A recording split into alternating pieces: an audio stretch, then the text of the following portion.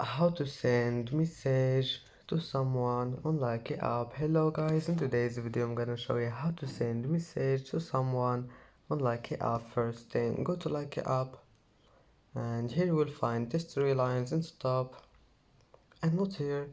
Just select any account you want, like this one. Click on his profile here and then click this icon, chat icon here.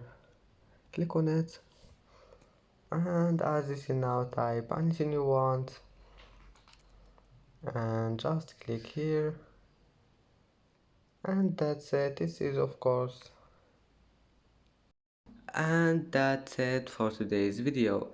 If you like this video, don't forget like and subscribe, and thank you for watching this video until the end. And now see you in the next video.